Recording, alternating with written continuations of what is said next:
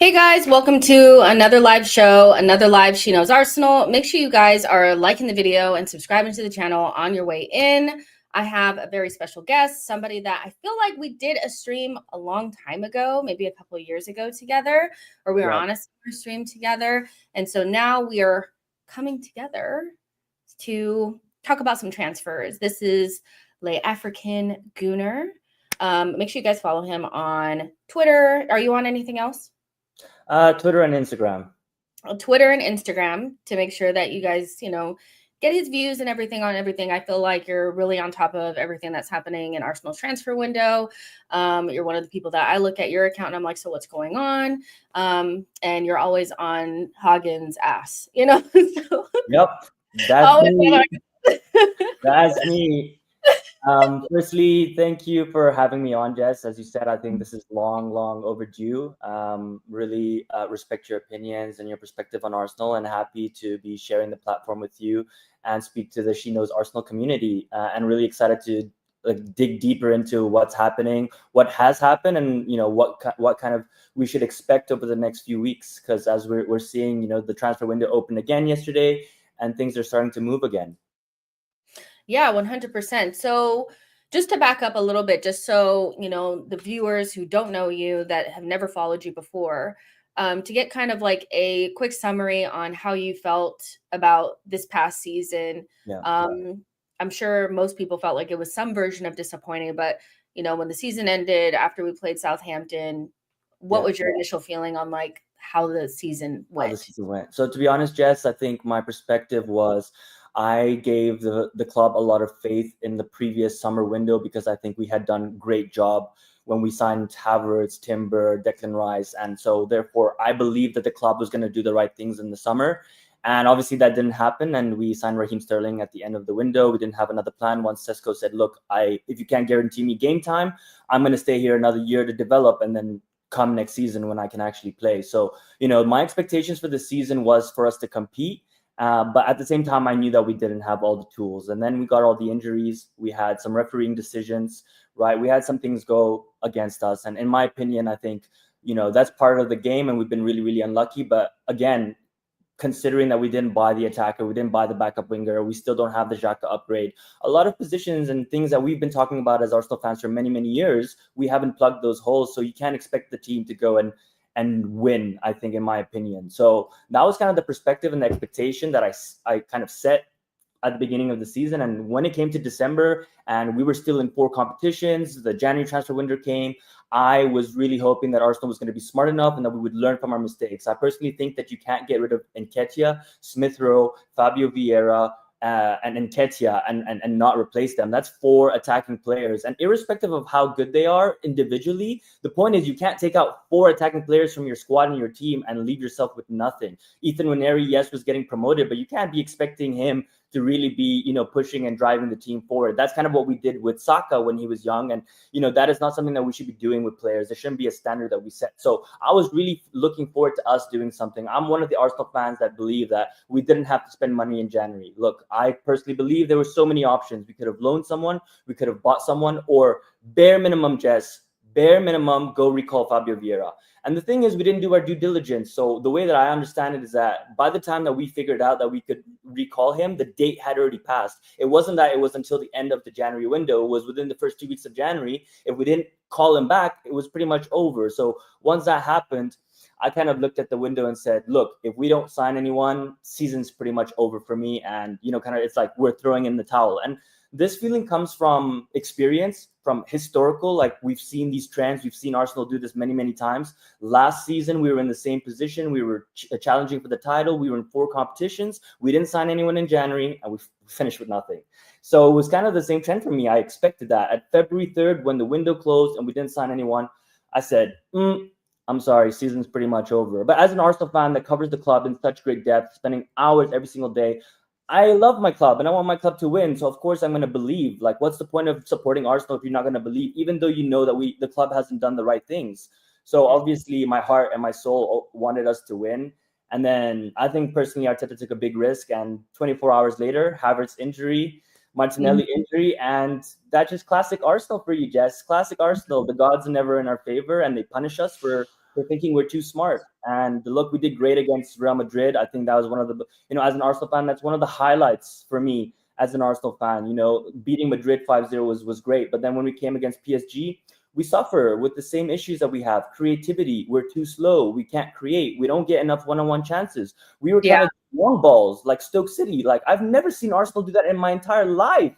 And to see us do that, right? I mean, it just shows you how desperate we were. And again, it's not something that we just saw against PSG. It's something that we've been seeing in the Premier League as well. We've been struggling with the same issues. So again, why should we have expected more when we know our club, when we know what our issues are, and we didn't address them? So disappointed with the season, but at the same time, I am not one of those Arsenal fans that just is like totally negative. I think Arteta has done some great things as well, and that also needs to be looked at. You have to be balanced. Just because we didn't achieve our targets doesn't mean that it's been a complete failure. Look, we're in the position we are in today because of him. Yes, he's made mistakes, but let's also give him some credit. With the injuries that we had, we still finished second. We still made a semifinal. That, it's not good enough, but we shouldn't all be doom and gloom. So that's kind of my perspective on the season. A bit disappointing, but at least we didn't kind of, fall into 17th or 15th place like Man United. Yeah, no, I definitely hear that. I think I echo a lot of your sentiment, and people that have been on the channel for a while know that, despite my disappointment, I don't think everything is bad. My main thing with Arsenal is that it's not that I feel like we're a million miles away. I actually feel like we're like 2 or 5% away. And I think that's what's more frustrating is we're so close, but we just seem to keep missing those like last couple of pieces. Do you think that if Mikel gets the players that he wants, that he'll have enough to get us over the line? Is it just that he needs the right players, or is it more than I that? struggle with this, Jess, and it's funny because I had this conversation last night as well. A lot of people say, well, he wasn't backed, but he had money. I personally believe Arteta is the one who chooses who he wants to buy. And people say, well, he was crying for a striker in January. I'm sorry, I don't believe that. Look, you honestly think that Arteta was going to come out and speak like that without having, the backing of the owners? I personally believe that they had that conversation. They knew that what they were going to do. And it was kind of a PR thing to just, put water on the fire, because if Arsenal fans in the second week of January or first week of January knew we're not going to actually sign a striker, it's just chaos, complete chaos. Everyone loses it. And so Arteta is definitely going to come out and say, yeah, I'm going for a striker. And what I tell people and what I remind people is when Arsene Wenger came out and told us, we're not selling Oxlade-Chamberlain, he plays them against Liverpool, and then 3 days later he sells them to him.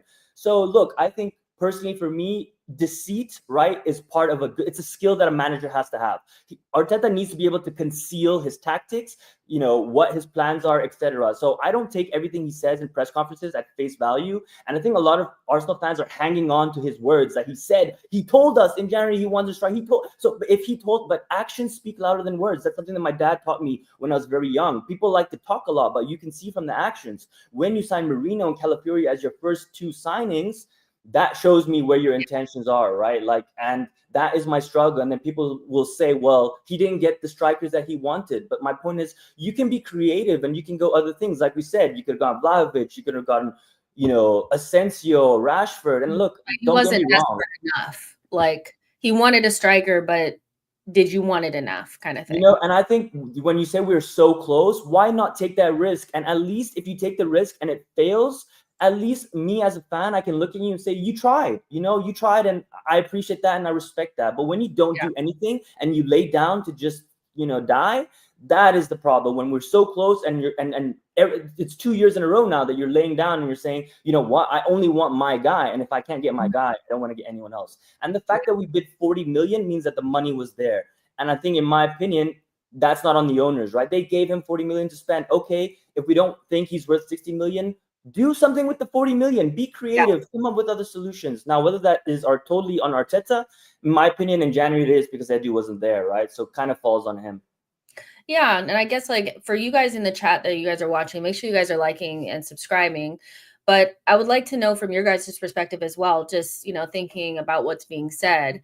If we had went out and still got like a loan for someone or just tried to get something in, if we had still fallen short, how would you have felt? Because I'm somebody that I think, because I feel like I use this example all the time when Arsenal fans are comparing us to Liverpool. I'm like, what we're doing is not really like Liverpool, because they were pushing City to 100 points. They had almost like their perfect squad. They went out there and bought Allison and Van Dijk when they already had the team pretty much set up, and they had the manager in place. So I think at the end of the day, when they look back at those times where they only won one Prem against that really good City side, they won't look at the club and say you didn't do enough. They'll probably just say that City were just a little bit better than us.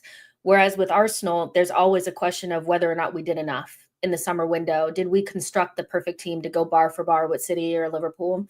And so if we had at least tried and we failed, I can stomach that more than not doing anything and then sitting there like, oh, well, we didn't get what we needed to get. It's like, yeah, but at least try, And the challenge is that I think these are active decisions, right? They're not passive. These are not passive decisions to get to, when Reece Nelson scored that goal and we gave him another contract, like that is an active decision. When we kept Nketiah and we knew we should have sold him and we actually got decent offers before we sold him, we didn't pull the trigger. Like these are all active decisions, right? Like not playing Fabio Vieira, not playing Nwaneri. And, I think there's also a lot of assumptions on where responsibility lies in these decisions, right? Like who is actually making these decisions? Is it that Arteta just says, I want these positions filled, I want these players, and that's it? That's all his responsibility, and the rest falls on the team? Or is Arteta the one saying no? Like, is Arteta the one getting players offered to him, and he's like, no, I'm not interested. I want this guy. I want this guy. And if we can't get him, wait.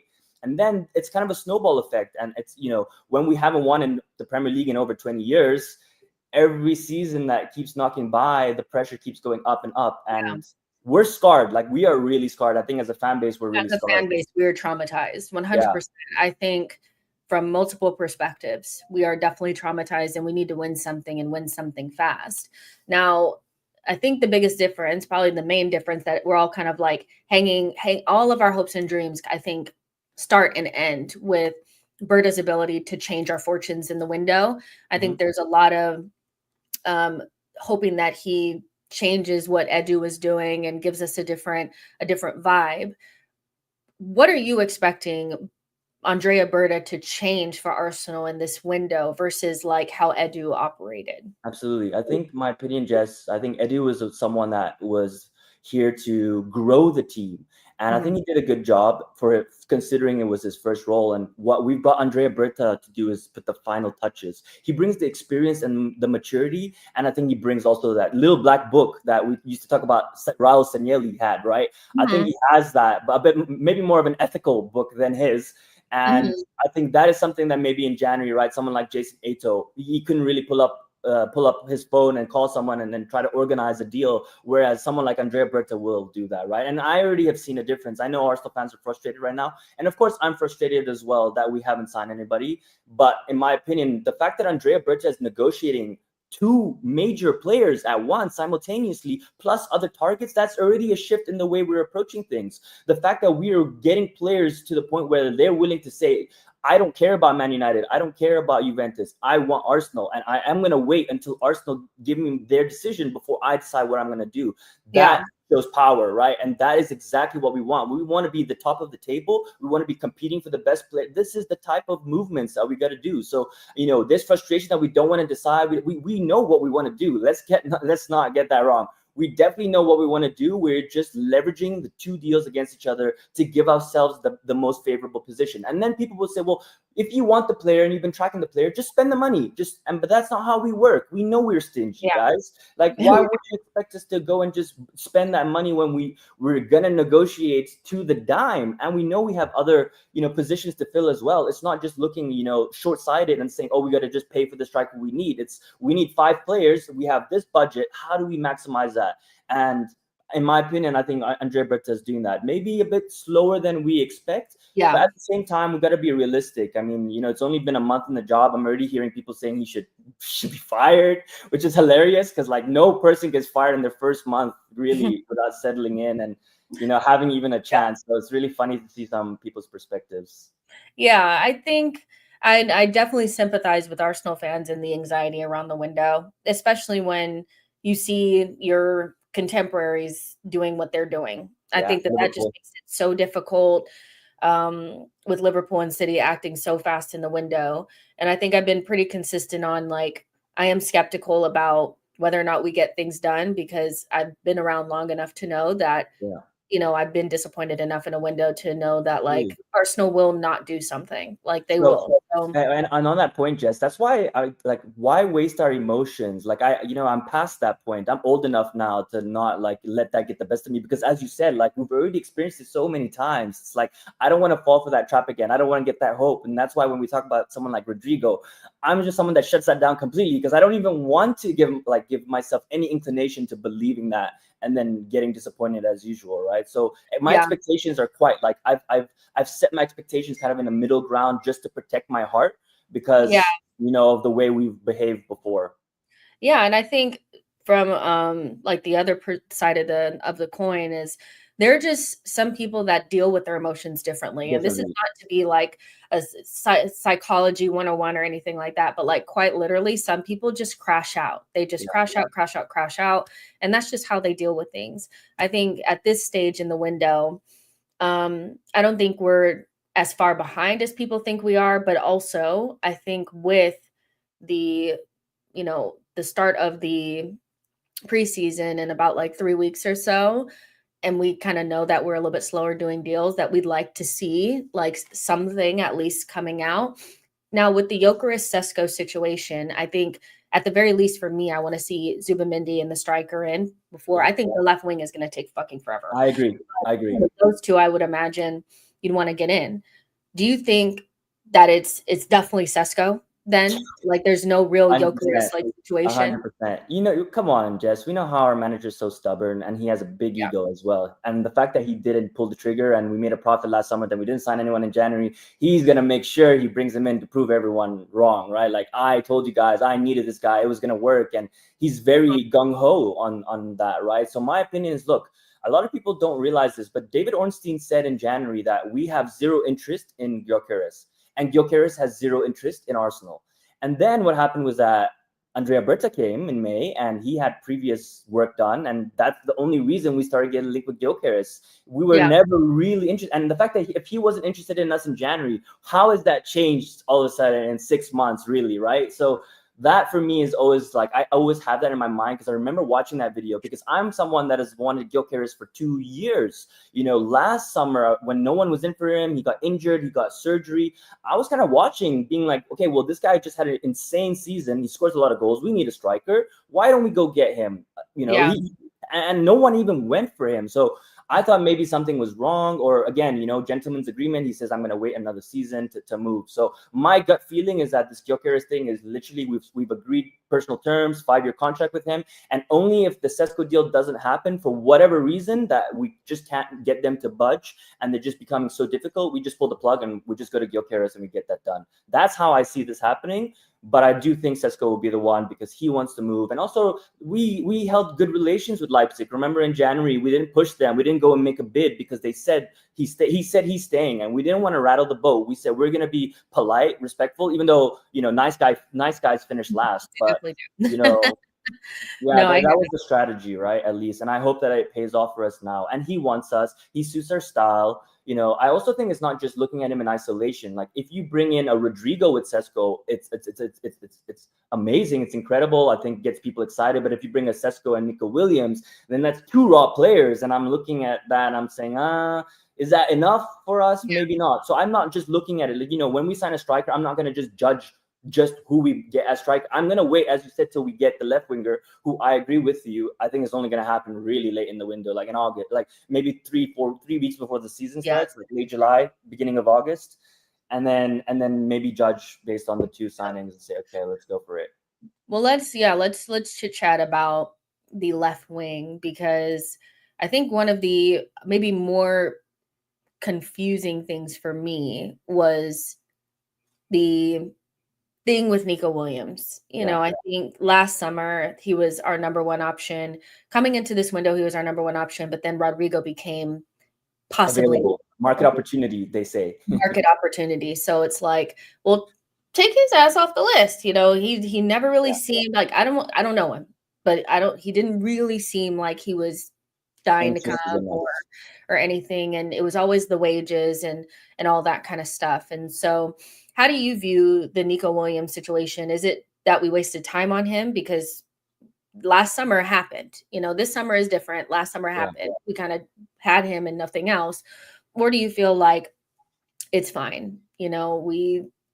He was our number one option. You got to go for your number one option. Wait it out if that's the guy for you. How do you feel about the Nico Williams So situation? I think just that we never really wanted to address the left wing position until now. So to say that we wasted time previously, can we really say that if we never actually were going to do something and it was just, he's young, right? So we're like, oh, in the next 2 years, in the next 3 years, we want to sign this guy. Kind of how we did with Isaac, but then we never pulled the trigger. And in this case, he was labeled as our dream signing, like you said. So I wouldn't say it's wasted time, but I wouldn't say that, we don't have so many other options that could be decent, like Rafael Leao, like, Gittins, there are options at the Lookman. We can get Eze, we can get Xavi Simons, right? There are a lot of options on that left wing. So it feels a little bit of a sucker punch, right? When everyone, and especially someone like David Ornstein, tells you dream signing, dream priority, and like you get brainwashed with all this information every single day that you become biased. And I will say that I've become biased because when I've seen Nico Williams in my face all the time, now I'm like, oh yeah, I want him because that's what, like, it's, again, we go back to the psychology, right? Like if you're seeing that in your face, you're going to pay attention more to him. You're going to watch more of his compilations, etc. So I personally believe that, look, it's not the be it end all. He wants a lot of wages. If we obviously are not going to pay that for someone who's not proven in the way that we think he's going to just come and hit the ground running. Does he start every game? Potentially not. And if you're not getting rid of Trossard and Martinelli, I don't even know if we're going to get a left winger. Like in my mind and my heart, I'm still battling myself. I think a lot of us are concerned whether or not we're going to get a left wing. I think we're going to get a winger, maybe not a left winger, but maybe a winger that could play on both. That's where I'm a little bit uncertain. Is that good enough? Like in your mind, like, is that good enough besides what Arsenal are going to do? You as a fan, if we turn up first day of the season and it's Martinelli and Trossard and maybe a young player on the right or something like that, how are you feeling going into next season? Yeah, not good enough. Not good enough. Sorry. I mean, we wanted a backup for Saka for so long. We overplayed him. He got injured. We know, Trossard's coming to the end. He's been a great signing for us. Let's not get that wrong. He's been overperformed what we paid for him, and he's contributed, and his output has been incredible for us. But at the same time, this season, I don't think he had a great season, in my opinion. I think he struggles in front of goal a bit more. Sometimes he's not in the game as much. And maybe, again, like we can talk about that left-hand side really struggling, and not, again, just this season, but for like 3-4 seasons. So, and Martinelli as well. Like, I'm seeing no improvement. Martinelli is one of my favorite players, and I defend him to the grave because, I don't think that he's playing in the right position, and I see a lot of talent. And I think people forget, like, Arsenal fans have very short memories. A player does so well for you 2-3 years and then has 1 bad season, 2 bad season, or his form goes down. And like Odegaard, everyone's like, get rid of him. He's not good enough. Like, we overreact sometimes, in my opinion. And so if I look at it, and if we're keeping both of them, so Trossard giving him a new contract, not a new increased salary, but just giving him an extra year. And then if you're keeping Martinelli and maybe giving him a new contract, then where is this new winger going to fit in, right? He's not going to start in front of Saka, and he has to be good enough to start in front of both of them. And if he starts in front of both of them, you have to sell one of them. So that's why I'm like, I don't really know what's happening there. And as you said, I think we get Sesko, we get the striker, and we figure that out way later. Yeah, I think Arsenal need to really be careful about being so comfortable with not taking risks or pushing the envelope when you have the opportunity. I get that. I get the sense that they have these 1 or 2 really good options, and they're big options like Rodrigo and Gordon. Because as much as I'm not a Gordon person, I know that Gordon's going to cost a lot. That's a big deal to get done. We're talking about right? 100 mil? How much do you think? I mean, 100? It could be anything. Yeah, it could be anything. I mean, with Gordon, he's English tax, 100%. Coming from a Champions League side. Like, Newcastle do not like us. Yeah, they're not going to want to sell to us. Yeah, it's not an easy deal to get done. And so I get that you want to go for the gusto, but sometimes I do wish that they had more attainable options that definitely have high ceilings, or they're talented players, and we were willing to pivot. Because my biggest fear is we get down the line, Newcastle don't want to sell us Gordon, Rodrigo ends up staying, and then we start to hear we're not getting a left wing. Now, for me, this summer window, if it does not include a starting winger, which means it would need to be on the left-hand side, it's a fail. It's a fail. I don't care really about Trossard leaving or not, or Martinelli leaving or not. Somebody's got to come in. somebody has to reinvigorate that left-hand side. So, and I feel like there's so many options, but I am a little concerned that Arsenal don't seem willing to get beyond the first one or two options. And so, yeah, I mean, Chelsea were also interested in Nico Williams, but they pivoted to Gittins, and now they're pretty much in line to get him down. Yeah. Malik Fofana as well, they're interested in. I just wish we kind of had a little bit more flexibility. Do you wish we had maybe a little bit more flexibility in the market to go after different options? Or do you kind of feel like first and second option is what we should be going for and keep the standards high? No, 100%, Jess, I agree with you. And flexibility/risk. That's exactly what we were talking about. The risk, the appetite for risk. Appetite for risk when you cannot get anybody. Like I said, I'm on my knees with Marcus Rashford. I'll bring him. He's shit. I don't care. That's the fan deprives us the club deprives us as fans so badly that we get to those situations when we're on the ground. We're literally on the ground, just like trying to breathe air. And we're like, we'll take a Sterling. We'll take a Vlahovic. We'll take a whatever, Kolo Muani, Morata, right? Like, all those guys, and it's sad sometimes because as a fan, of course I know they're not good enough, but my team needs something, and I need that energy, I need that option, I need something. And that's why I said, Jess, like, at least if you tried, even if we knew it was gonna fail, at least you can say we tried. At least we tried, but we didn't. So I think flexibility and risk is a big factor, and we definitely shouldn't only look at our first and second priority because we're a big club, and we've reached the stage where we can attract anybody in the world, right? And so we shouldn't be afraid to just change our mind and change our target and say, hey, if you're not fully set on coming to us and you don't want to die for us, sorry, we're going to find someone else who is. And it could be a younger person that has that motivation and that, drive to be the best and take over that position, like Lewis Kelly did in the left back, right? We didn't expect that. And he just said, no, everybody move out of the way. This is mine. And that's what I want to see at the left winger. It doesn't have to be that star name, even if it's someone who's younger and is going to do that. Take the risk and do it. Absolutely, 100%. Make sure you guys are liking and subscribing. I'm loving the comments. I'm going to read some of them out because you guys are really getting into the combo. Gordon is a counterattack merchant, not good enough. Would Martinelli get in the City side or the Liverpool side? I think not. So why are Arsenal persisting with him? Most wingers are counterattack merchants. Speed up your build up and make them effective. Sideways, shit, making everyone shit. Nabi Plies says Eze would be the ideal replacement, but not for 100, maybe 77. 64 million, the release clause, or 67 million.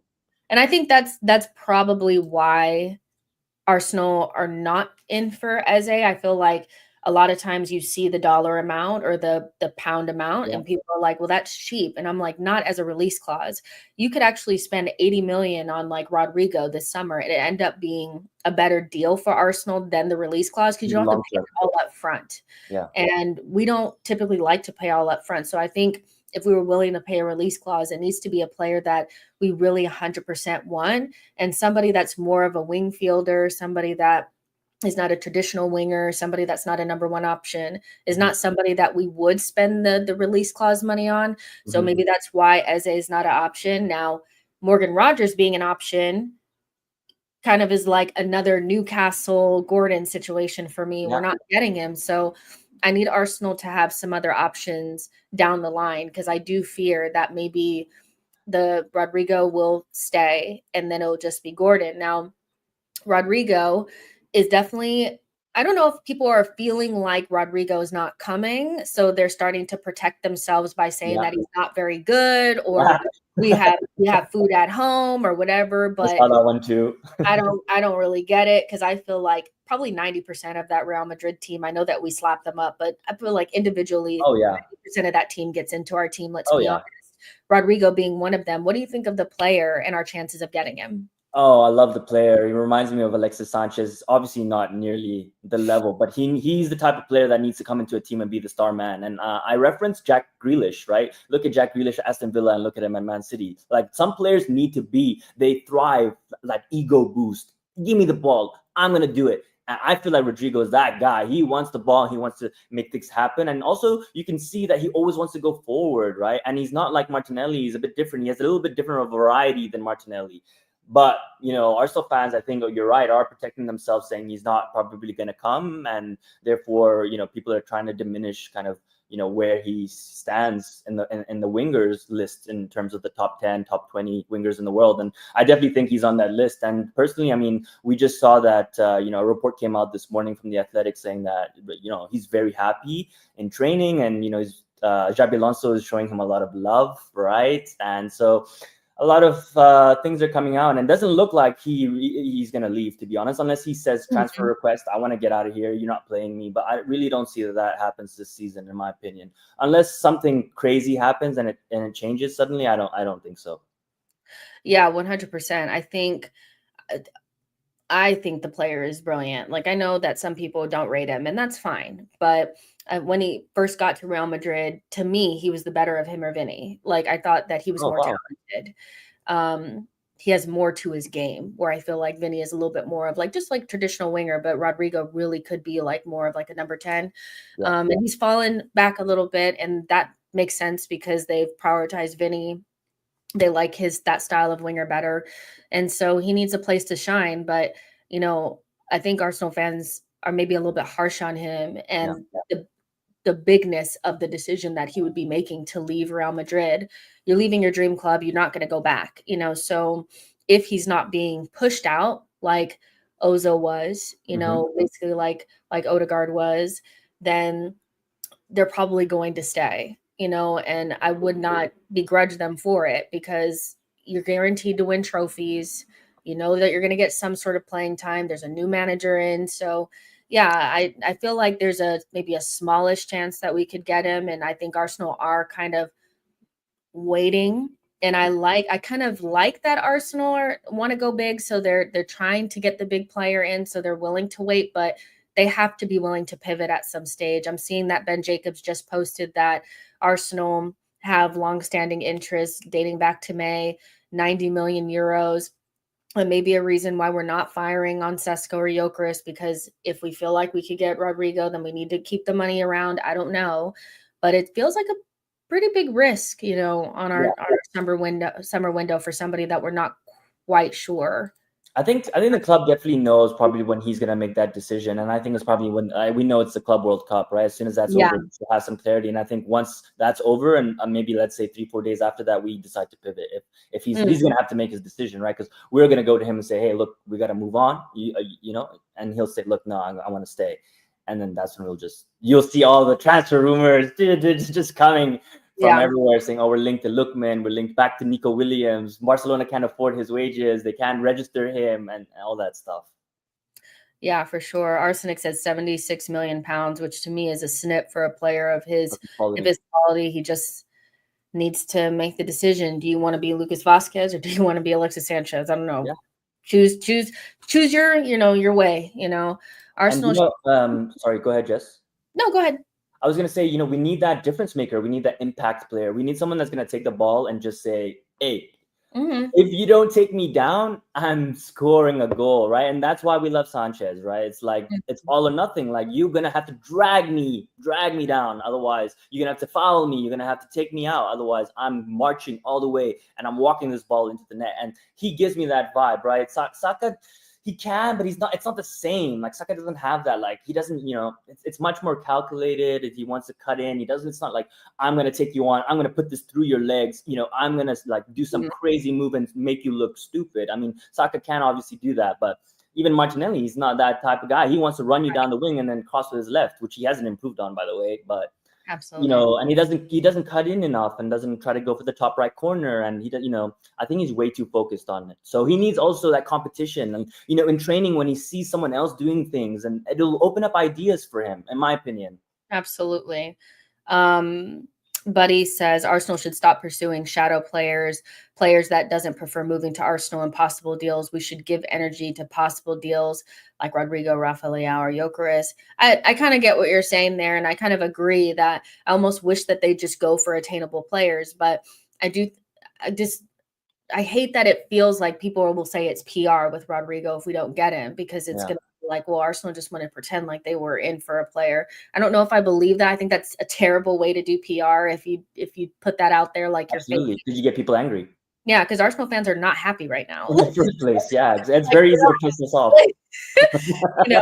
So I think that's a terrible way to do PR, but yeah, just at least be willing to pivot in a different direction. Like this might not be the best, example, but when City realized that they weren't going to get words, they instantly pivoted to Shirky, and I know that maybe there's not a Shirky like player that we could just pivot to, but that quickness that they did that, I think is something that we need to kind of Jess, why were we in for him? Please tell me. I don't understand. I wanted him in January, by the way, when they were trying to push him out for 30 million. And now the fact that Man City have come and signed him obviously means he's good enough. If he's good enough to play for them, he's good enough to play for us. And we don't have anyone there. So I like that one hurts me, to be honest. That definitely burns. I think you know what, honestly, I don't actually know, because Mikel, I think we're learning more about Mikel and what he views as a priority in a player. And I'm not sure that he's particularly invested in bringing in Mavericks or players that you have to kind of platform them to be free, and everybody else kind of are water carriers for that player, because Shirky is kind of that player. Like he's going to have people around him that kind of do the dirty work so that he can be the artist. And we're not that type of side. We definitely have a more workman type of style where everybody does everything, including our forwards have to do a lot of running and defending. Odegaard has to do a lot more running and defending. And so I don't know if it's just like a stylistic thing, or also, that the rumors about maybe not having a great attitude or whatever it is, but it's not even just about Turkey. It's not like he's the first Maverick type or creative player that we've seen move around while Arteta's here. He quite literally has just never really gone for those types of players. The last kind of like fun attacking player that I feel like Arteta went for and we didn't get him was like a War, and that was like a million years ago. War or a Rafinha, maybe. Yeah, maybe like a Rafinha or something like that. So I don't really know if it's just, I feel like it might just be a stylistic. I hear your point, but my counterpoint would be, okay, I agree with you, but then at least have someone on the bench, right? He doesn't have to start. And when we need someone to change that game the last 20 minutes, 30 minutes, then you have someone like Turkey who can come on, and everyone, as you said, is the control and the structure. And then you have that guy to just open it up, right? And create something for you. I think we do need a Maverick. That's what we're missing in our team. So like, if he doesn't change that, we are going to continue to struggle. Yeah, I mean, I thought it was a huge mistake. And you kind of said this earlier, that he just let Fabio and Emil go. Yeah. And I had concerns about the way that he was trying to platform Fabio Vieira. I know people do not rate Fabio, but I'm so sorry. That was not a player that was like crap. He was struggling maybe with the physicality, but that's because he's not a shin kicker. He's somebody that needs to be in space. He needs to be free to pop up where he needs to be at. And that's not how we play. Like everybody is so dual focused that nobody is really free. He doesn't even give Saka freedom, So I think I just view Mikel as somebody that really prioritizes off the ball and everybody working for the common goal rather than individualists. And whether we like that or not, that's who I feel like Mikel is. So I'm not surprised that we didn't go for Turkey, but there's enough creative players out there that we could look at, even outside of Turkey, that could give us some sort of Maverick X factor. And if we don't get one in this window, it'll be really disappointing, because even if you don't get a left wing, let's say left wing, you can't get Rodrigo and you can't get anybody else. There are plenty of players out there that you could go after, like you said, like a Javi Simmons, or, if you wanted to maybe push the boat out, get an Eze or somebody like that. El Canus, even at Leicester, there are tons of creative players out there, so if he wanted them, he could get them. But I feel like actively ignoring that means that that's not what you want. His two left wingers, are not left wingers, left-sided center mids, outside of Declan Rice or Marino and Havertz. So it kind of tells you what he prioritizes in a player. And so on Fabio Vieira, I would say he never got a fair chance. I still to this day cannot even tell you, like I cannot even because he didn't even get to play, man, and he was playing in right wing. He wasn't even playing in his real position. So I can't make an assessment on Vieira, because I don't think he even got a fair shot, in my opinion. I totally agree. Like people know that on this channel, they were killing me for like 2 years because I was like, but there's a player in there, I'm just sorry, but there's something there with that player, and he's been those good. Passes to Martinelli, like eye openers. I'm like, come on, like there's something there. He's just not a player that is going to be in the duels. Like, he's just not going to be in the No, duels, he's not. you know? But yeah, fair enough. Mata says, I feel we don't even need a true winger. Trossard has done better than Martinelli. Eze, Simmons could do the job. There are options. You know, that's all I have to say is that there are options. You know, it's not like there's nothing out there. My next question would be, why do you think we got rid of Micah Beereth, who could have been the guy for us, eh? I mean, we didn't even give him a chance. He didn't even play in preseason. Like kind of Balogun also, he didn't even get to play. But Balogun there was another issue but Beereth didn't even give him a chance. And he ripped it up in Ligue 1. So again, like these are things, you know, when people like raise mistakes that we've made, these are small mistakes that are building up. Yeah. Marie says Ethan turned out to be what Arteta wanted in Fabio, a close controller of the ball who plays right-siding attacking mid and right wing a la Bernardo Silva. My only caveat with that is that Fabio also played left center mid for us. And we don't have any creativity on that side, which is something I've been harping on. You know, if you're going to play Rice there, fair enough. But when we're playing up against those deep blocks, it would not hurt to have somebody that can pick a lock on the left-hand side. You know, I get that we're hyper-focused on the right because Odegaard had a bad season. I get that. But quite literally, there's no creativity on the left. And Zero. Ethan's not going to help that side because he's not really a left-sided player. Neither is Max, you know. So he fixes some of it. And I love Ethan down, and I cannot wait to see what he is next season. But Fabio and Emil were playing on that left-hand side. That's a much different conversation. There's a reason that when before Xhaka left in his last season, that was Martinelli's best season, by the way, as well, because Xhaka provided, and Xhaka's not even the best at that. Imagine if we actually brought someone in like Xavi Simons, and that would just transform our team, because now we can create on either side, and teams don't know where to protect themselves because they don't know which way we're going to inflict pain. We can just come from either side. Yeah, and I feel like that's a big reason why our creativity / our chance creation has gone down so much. Once they know that they just have to flood the bodies on the right-hand side, it makes it easier to stop us, because our right-hand side is like fighting for its life, and the left is like, hey, can you guys get the ball to us? And it's like, you know, I don't know. I'm way too slow, like way. Yeah. There's a lot of things that could be fixed. So sticking on midfield, there's been some conversations around Thomas and whether or not he's going to go or he's going to stay. Definitely think we're on opposite sides of this particular conversation.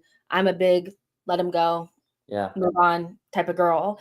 But how do you interpret the news coming out of Turkey today that he's going to leave? Do you think that that's just nonsense or what? How do you think this is going to unfold? I would say I would like to start off by mentioning that I think my best decision if I were running Arsenal would be to get rid of him, because irrespective of yes or no, did he or did he not, I think it's just like, why have that problem, right? Like, just free us of it. Like, just, it's too much, right? Like the booing, and when every time he gets that, it's just too much, and we don't need that type of visibility as a club, in my opinion. But then the other part of it is, well, we made so many mistakes in the past, and we have to fix so much stuff. Can we now go spend another 40 million to go replace him? Someone who has experience, someone that has know-how, someone that's mature, someone that, you know, like Jorginho left, so we still need that older person, and you know, that gives that experience and gives, you know, that advice, mentorship to other players alongside Declan Rice. So that's how I see it. In terms of, you know, Jess personally, like in the last week in Ghana, he's done 2 interviews, and they feel very PR driven, in my opinion. So I'm not surprised to see this. From what we saw, there's an exclusive that was broken out by a Nigerian journalist just an hour ago, saying that basically Arsenal have proposed him a new contract, but on the same salary. And it's been 2 weeks, and basically they haven't responded. And he wants increased salary. And he mentioned it in his interview. He said that he wants to think about his family, and he mentioned money as one of those things that is important to him that he's focusing on. So I think it's just all games. Again, like just the way we're leveraging Gyökeres and Sesko, like him and his team are leveraging us and the other deals from Turkey and Italy to get himself the best deal. Now, obviously, if he wants a lot of money, people are saying, like, why doesn't his agent and stuff just push him towards Saudi Arabia? But I think he's happy. He had a kid recently. He got married. he has life in London. Obviously, that's probably his priority. He doesn't want to pick up and move. He's very comfortable, and if he can get bigger wages at Arsenal, obviously that's his first choice. So I don't know what's going to happen. My gut feeling is that the club is going to fold, and we'll end up meeting halfway and just keeping him, because we spent 50 million on Zubimendi, and we can't go spend another 30-40 million on someone else. Yeah, I think this is kind of a complex situation with him, because the stuff that came out just like a couple minutes ago, I don't like. I don't like the idea of him wanting more than what he's already being paid. I think at this stage of his progression, where he's at, outside of anything off the pitch, on the pitch, he's a player that I feel like you either keep at the same wages or you lower, because we're already replacing you with somebody else, so wanting more because you had one season where you stayed fit, to me, is a little diabolical, it's greedy. I'm looking at you very like, yeah. You know that Lee Gunner meme with his glasses? I don't know if you've seen it. Yeah. It's, what is that? Now, that is a rumor, and so we don't know 100% what's going on in negotiations, so I don't want to like harp on that too much. Sure. But as like a rule of thumb, I would not give him more, and I think I'd prefer a player at his age and where he's at and what he's given to us to kind of sign on the dotted line with whatever we offer you, because like you're never going to get these wages anywhere else, let's be honest. But besides that, he's just a player that I feel like, if we were to let him go, that particular player, that's that kind of profile, I don't actually believe we need to replace. And if we did replace, it would need to be very, very, very cheap. Jorginho played like 700 minutes last season. And I know that idealistically you'd want to have so much depth in that position, but Miles can play there. I know people don't like it, but Rice can play there. If you're scared to move Rice out of left center mid, then we need to have even more honest conversations about Marino and Kai Havertz, because if you don't trust Rice outside of left center mid because you don't like the other people there, why did we waste 100 million on two left center mids? Those are their natural positions. Also, Lokonga, we gave him a contract. I don't know if I expect that we're going to sell him, but we really don't know what's going to happen. He's going to come back. Yeah. He said previous things about us that he didn't want to stay, but then now we gave him another year. So what does that mean? Does that mean we did that to sell him for more? I have no clue. I wasn't expecting that. So let's see what happens. Yeah, because I see in the comments, people are like, well, if Zubimendi's going to play 60 games. And I'm like, well, he probably will play a lot. I mean, this is somebody that we chased him for like 2 seasons. I think we bought Marino just so we could get him. I promise. This whole idea that Zubimendi's going to need all this adaptation and he's going to get this injury. And like, I get it. Every player could potentially get an injury, but we have to think logically here. He's probably going to play most games. And if he doesn't play there, you still like, who played in DM when Partey wasn't there? Rice. It was either Rice or Georgie. Georgie played 700 minutes. Do you know how little that is? Yeah. That's nothing. Is that PL or the whole season? That's the whole season. Yeah. That's nothing. Those are minutes. Total. Yeah, you could give those minutes. And I know it's like, oh, Miles Lewis-Skelly, he's so inexperienced. Guys, this is a player that's playing in our defense, out of position, in Champions League quarterfinals and semifinals. And so now you're talking about playing him in his real position would be some sort of threat for 700 minutes. Guys, my whole thing is, if you're going to spend money, if Partey leaves, cheap, very, very cheap, because all the money needs to go forward. All of it. Agume from Sevilla, he's 8 million, so he's probably like 15, 20 million. Like his market value is 8 million. So if he offered like 15 million, maybe 20 million, that's a great. He's 23, he's French, he's upcoming, and he fits the profile. I think someone like Baleba is going to be way too expensive. Brighton always won a lot of money.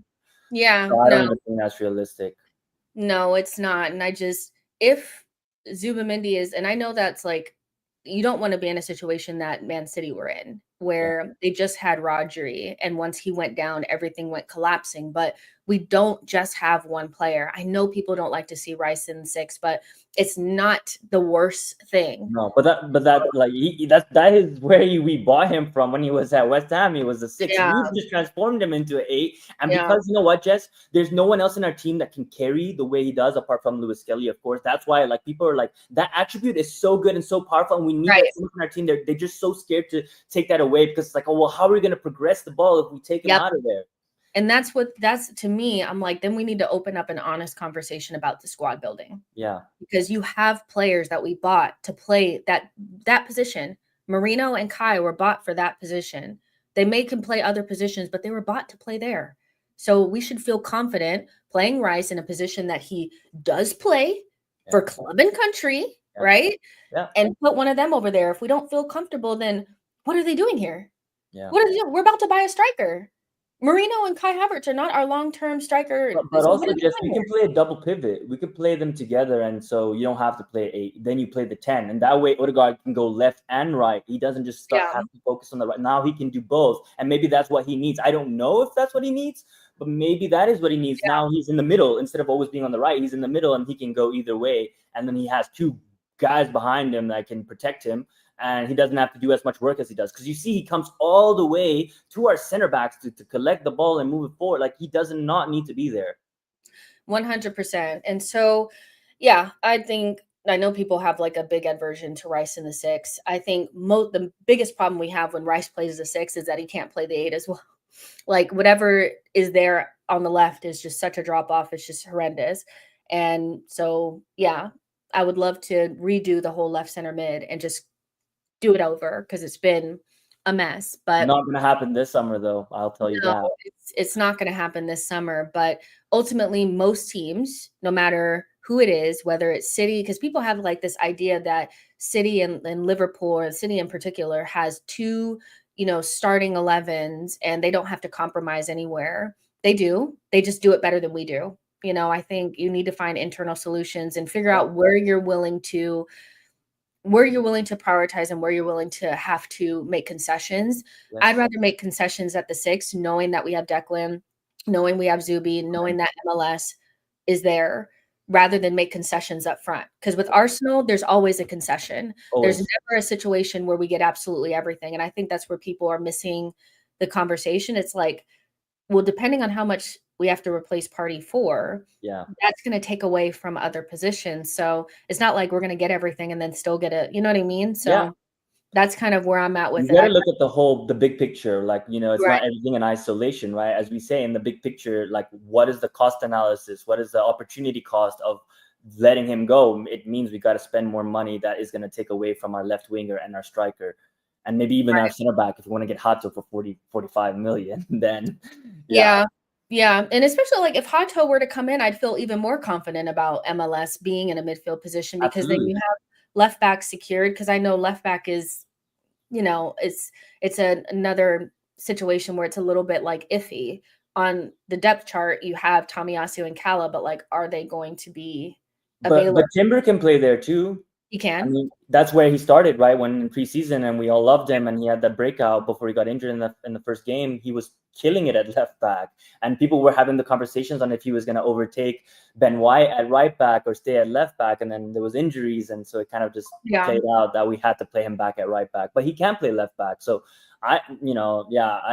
I really don't want to see another defender, but I know Arteta's going to get one. I don't want to see us spend 40-50 million on a defender, especially if we don't go spend the 80 million on the left winger, right? If you spend like 40 million on the left winger and 40 million on the center back, I have an issue. So because we're going to get a defender. Yeah, we are. No. What's the smarter play? Is it the Saliba backup, or is it left back? What's the smarter play here? I think the smart play is probably the left back, because Ben White can play the right center back and Timber can play the right center back. So we actually do, again, like that was the whole point that Arteta wanted to buy these players. They can play literally 3 out of the 4 defensive positions, right? So I think, push comes to shove. If Saliba got injured, you can play Timber there and you can play Ben White there. And for me, you have to get someone like Hato, who's going to be able to play in behind Gabriel and play that left back. And as you said, we could even change formations, right? Because then you have Hato, Saliba, Gabriel, Saliba as the 3, and then you push Lewis Skelly into midfield, and we have a complete different type of control on the game, right? Like we just put our foot on the pedal and you just suffocate teams. And that's what we did in that first season when we were just killing teams. Like teams could not deal with us because we were just suffocating. Like we were suffocating teams where they would just boot it back to us and we would start again. And it was just like this cycle where like, you know, we come for you, you get rid of it, we come back until we just break your door down. That is how we were playing. And that's why it was so exciting and people were so passionate and the atmosphere and the fans believed. It's because that's the type of football we played. And then it's changed since then. Yeah, and I feel like we had a different technical level then. Yeah, like we did. With Zinchenko and Jesus. With Zinchenko and Jesus and Xhaka is very different than what we have now, which we've given up things to get other things, but we ended up having holes in other areas. So I do think Zubimendi makes a big difference here. And I know that he's not the exciting signing that people want, but you know, people are talking about the Pedris and the Vitinhas. I know that it's probably like an unpopular opinion and probably like, oh, Jessica, you're smoking, but he genuinely is going to give us that feel. Absolutely. I think I love those two players. Like those are top guys. Zubimendi to me is in that same kind of aura. What do you think? Yeah, absolutely, Jess. I think he's not the shiny signing, right? But let's remember the fact that Real Madrid and Liverpool want him tells you everything, right? When other big clubs want him, and the fact that think about it, Jess.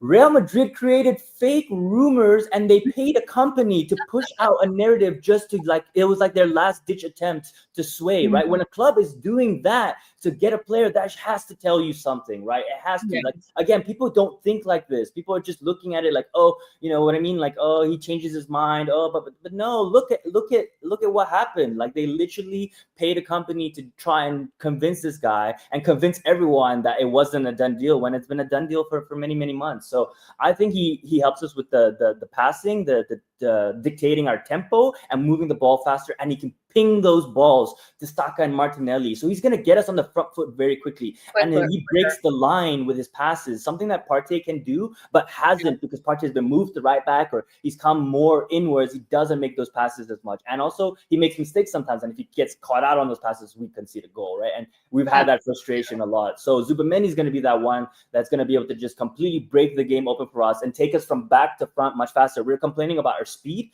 He is meant to be the person that comes in now. And he's kind of like that little magician, like different than Odegaard. Odegaard is in the front half, and that also gives Odegaard the ability to now to go forward, breathe and go forward. He doesn't have that responsibility to come get the ball, and that is going to change the dynamic of our team, and we'll be a bit more attacking, in my opinion. Now, if you add the striker and the winger, then we're talking about a dangerous team here. Yeah, I mean, I know on paper, because the game isn't played on paper, but on paper, when you have like our potential signings and then what everybody else is doing, I get that there's like an element of, well, is it still as good as theirs? I just think we have to try to be as good as we can possibly be. And the only way that we can get there is if we make sure that we get the striker and the left winger. But Zubi is going to make a huge difference. Like, I think he upgrades our midfield so much. And I'm actually really excited to see him. I'm excited too. Yeah, I'm excited to see him. I think logically, like, as you said, like everyone wants flashy signings, like, you know, like that. It's not always going to be that way. Sometimes, like, you know, the Wijnaldum or the Henderson or whatever, not the flashy players, but they're the ones that actually are the ones that are doing the dirty work that you don't see happening, right? And so I'm actually really excited for him as well. 100%. Jake, thank you so much for your super chat. Jake says, Timber has the skills to receive in the block and cover the six in a pinch, might even shine in that spot. It's not a bad point. I wouldn't try it first, but I mean, if we could push comes to shove. But like, if I had to choose a defender outside of MLS who's actually a midfielder to pop into the DM position, Saliba. Unpopular, I'd probably pick Kala. Like, I just feel like, oh wow. Yeah, I think. By the way, when we were talking about left backs, I even forgot to mention him. Yeah, I would probably choose Kala, but because Timber to me, just you're a defender, baby. Yeah, it's okay. You know, and happy birthday to him, by the way. But I wouldn't move him now, to be honest. You're right. He's just doing too good. And like when you excel like that, like you just got to leave the guy there and let him do his thing. And the one thing that, you know, in the past, we never took advantage of our utility players, right? If you think about Chamberlain or whoever we had as a even under Wenger, we never really, like Maitland-Niles, right? We struggle to find positions for these guys. And I hope that doesn't happen with MLS. Like, let him be in the left back, let him take it over. He doesn't have that same issue with Maitland-Niles where he's like, oh no, I want to play mid. Like, no, he's like, if I'm in the team, I don't care. Play me, goalkeeper, play me. I'm gonna give you all, and he's good enough. And yeah, we're so lucky. I did not expect to see him break out the way he has.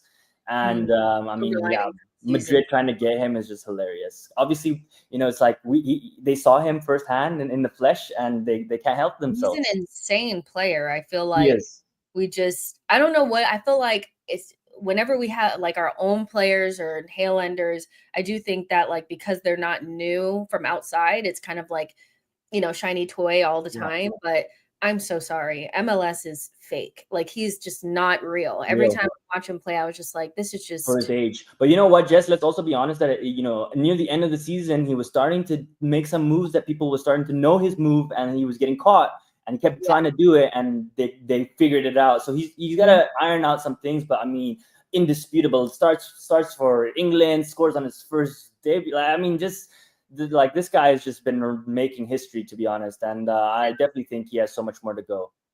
Yeah, talk to me a little bit about Ethan as well. Like, I feel like he's being lost in the shuffle. I think with MLS having such a bright season and Ethan not being used at the end of the season, and Max Dowman being like the new thing now, that we're forgetting how good this player is. What kind of impact do you think he's going to have next season? Yeah, I think it's a funny one, because I personally don't understand still bothers me why when Odegaard was out for 2-3 months, we didn't play the guy. Especially as we said, we got rid of Vieira, Smith Rowe. We got rid of all of those players that could actually play there. And then you have this kid who's, you know, every time he comes on the field, you can see, right? And like, that's the first thing that as fans, we fall in love with. When you give 110% and you're going to like break your leg on the field for us, we can see that and we can feel that. Like, we connect with that immediately. That's why we love Ramsdale, right? Irrespective of what people say about Ramsdale, I still love Ramsdale because I have that connection with him because he gave it his all, right? So Noneri's that type of player, and I don't understand really why Arteta hasn't made the best use of him. Like, when we are chasing a game and you're bringing on a defender like Ben White or Timber instead of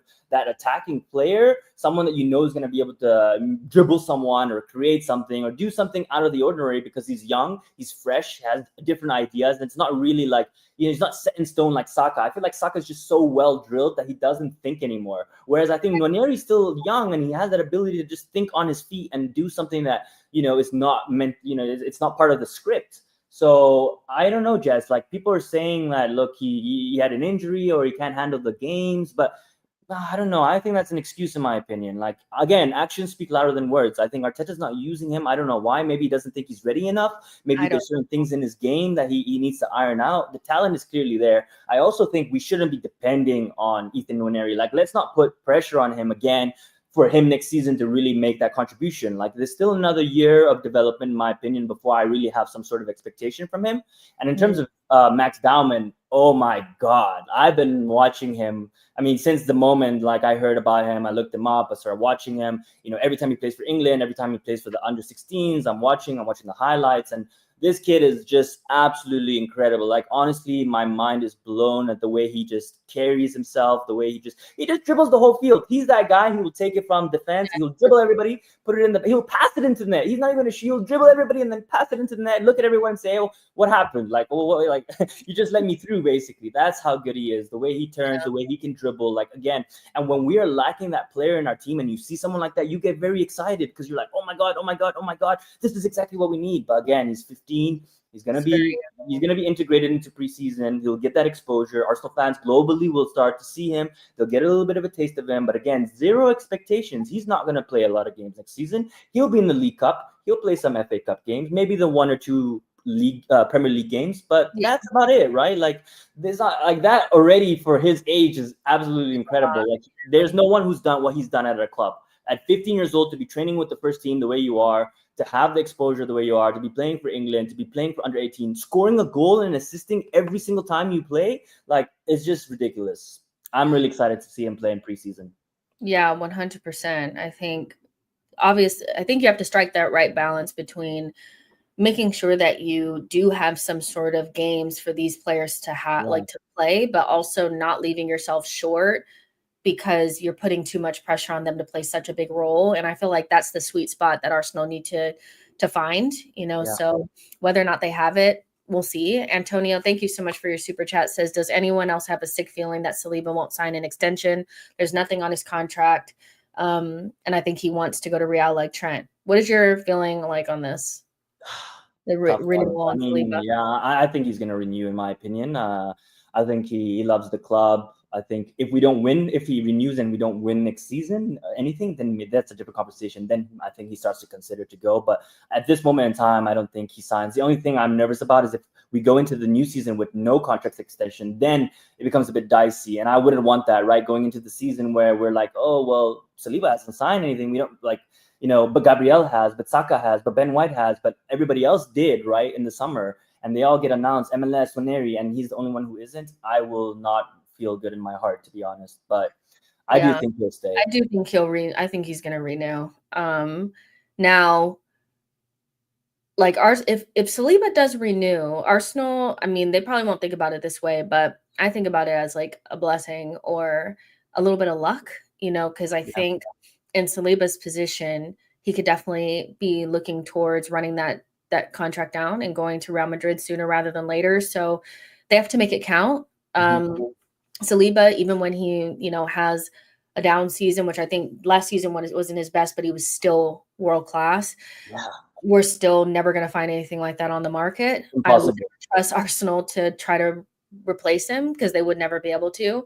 So they need to take advantage of that and support the Gabriels and the Salibas and this really good back line that we have with the types of attackers that are going to lead us over the line, because they can't carry us for multiple, they've pretty much carried us for the last 2 title races and we've fallen short, and it hasn't been because of them. So they need to almost like, okay, they're staying, so let's take advantage of it instead of being like, well, we could just do corners and throw-ins again, like it's fine, So the question I have for you, Jess, is if you had to sell Saliba to get Isak, would you do it?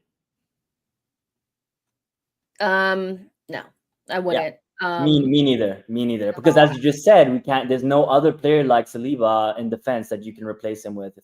So for me, I wouldn't sacrifice him for anybody. Yeah, it would have to be like the type of player that is a genuine one of one. And as much as Arsenal fans are obsessed with Isak, I just don't feel like, I think we've elevated him to a status that he's not that player. Like we're talking about 150 mil. Yeah, to me, he's not that guy. He's really, really good. But if we just buy a striker, I think we'll be less enamored with. I agree. Isak. We're enamored with him because we don't have one. So again, we're so deprived that when push comes to shove, you're like, well, we'll pay 150 million for Isak. Right, 100%. And I personally think Sesko is going to be good for us, but then. But Kai Havertz is going to start, right? And he'll have to, right? And they'll compete. That's great. It's healthy, right? We want them. That's exactly what we want. We want 2 players that are going to compete the heck out of each other and be like, I'm going to start. And that's what we want. But I do think Kai probably will start beginning of the season and we'll slowly get Sesko in if that's the way it's going to happen, and then they'll have to fight it out, and then maybe Havertz will be used as an auxiliary striker or as the left 8, as you said. But we've seen him there, and I never want to see him there again. Really, like I know it's been a while since we've seen him there, but I still remember it, and I don't want to see it again. Yeah, I think a lot of people are probably in the same space. So while we wrap up here, any like final thoughts on the transfer window? So, I mean, something that I'm nervous about, Jess, is that we bid for Sesko and the bid is a bad bid. And then we get rejected and then people are going to lose their minds saying, well, we waited 2 years and we wasted these weeks and we put in a bid and it didn't even get accepted. Boom. Yeah. And I can see that happening, right? So I would say be cautious and be prepared for that. The bid probably will come in either this week or next week. My hope is that we get everyone before the preseason, right? Like it has to be, historically we never did that, and we always lost our first game of the season. And then we started doing that. We started getting our signings before preseason, and we started winning our first 3-4 games, and we realized how important it is to win those few games in the beginning of the season, right? And that has been a change in how we actually now compete for the title, is because we are winning those first few games and we're in the title race from the beginning, not that we're 4th place, 5th, we're completely out of it by October, November, right? So in my opinion, like I think it's really important for us to get everyone in. Like as you said, Zubimendi will come in. We're waiting until July 1 because Real Sociedad's financial year starts in July. So we'll have to wait for that. On Kepa, we gotta just pull the trigger, pay the 5 million release clause, just do it. Right, get it done, dust it, and then just focus on Sesko. Once Sesko is in, I think people start to breathe. And as we both said, our expectation is for the left wing to be a bit later. And I think people give leeway because you got the striker. People can breathe and say, okay, now we can take our foot off the pedal and kind of see how this plays out. And then if we don't get it, then they'll start yelling again and we'll be unhappy again. But at least there'll be a breathing space to be like 5 minutes where people. There'll be 5 minutes where people are excited. Oh yeah. We know how it goes. Being upset for sure. But yeah, and tomorrow the schedule comes out. Yes, tomorrow the schedule comes out. Yeah, apparently there was a leaked one where it said we're playing Leeds, but then I saw that the last game said Leicester, so it can't be right because Leicester is relegated. Yeah, no, that's not right. And somebody else put one in my group chat, and I was just like, let's just wait until tomorrow. Yeah. I do anticipate there being probably a little bit of like a panic mode tomorrow, especially if there's information, because they'll start to be like, well, we need to be ready for this. We're playing Man City, Liverpool, and back-to-back weeks at the beginning of the season. Like, we need to be prepared. And 100%. So, it is what it is. We'll be panicking until, we get players in. But listen, I've really enjoyed having the chitty chat. It's been long overdue. Can you let everybody know where they can find you so that they can follow you on other platforms? Yeah, absolutely. So you can find me on X or Twitter at La African Gooner. Thinking about starting my own YouTube channel as well. So that might be coming in the works. And on Instagram, it's the same as well. I post everything there as well. Yeah, you guys make sure that you follow and bully him into making his own YouTube channel, because you should. You're giving out all this information on Twitter. You should definitely be doing it on YouTube and make some more money, right? But listen, we will definitely get back together before the transfer window ends and try to figure out where Diluted is. He is gone missing. He does not respond to my text. He does that often. So I know it doesn't just happen to me. Okay, this is good. This is great. For sure. But he still does stream. So eventually we'll get together. But yeah, make sure you guys follow him. And tomorrow when the schedule comes out, I'll do a show for that so that we can all panic together. That will be going on Friday night up north to Sunderland under the lights to open the season, because it's going to be us. Yeah, so that's what's going to happen to us. It's our luck. And thank you guys for your super chats and your regular chats. I really appreciate it. And I'll talk to you guys tomorrow. Bye, guys.